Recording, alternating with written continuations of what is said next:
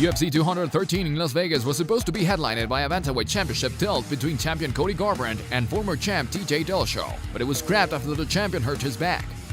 Now, women's bantamweight champion Amanda Nunes will put her belt on the line against Valentina Shevchenko, who lost to Nunes by unanimous decision in March 2016. Also, middleweights Joel Romero and Robert Whittaker will fight for an interim belt.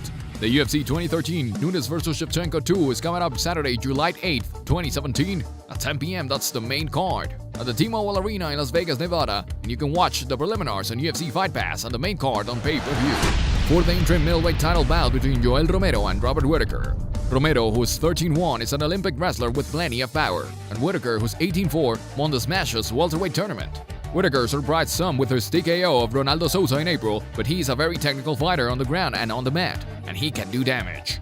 However, he has to stay up against Romero, who is a monster when he's on top of the opposition. Whittaker wants no parts of that. Romero is the better option in this spot. Our pick for this fight is Romero. For the welterweight bout between Robbie Lawler and Donald Cerrone. Lawler, who's 27-11 and won a contest, returns to action after losing the belt to Tyron Woodley in July 2016. While Cerrone, who's 32-8 and won a contest, suffered his first loss at 170 pounds in a TKO loss to Jorge Masvidal in January. The start for this match will be the key, as Cerrone is a notoriously slow fighter at the beginning of bouts, and that could be his downfall against a fired-up Lawler. Our pick for this fight is Lawler. For the heavyweight bout between Fabricio Werdum and Alistair Overeem. Werdum, who's 21-6-1, and Overeem, who's 42-15 and won a contest, would love another shot at the title, which Werdum lost to current champion Stipe Miocic. So this is a huge match for both. Overeem's knees are legendary in the clinch, so Werdum will have to avoid that.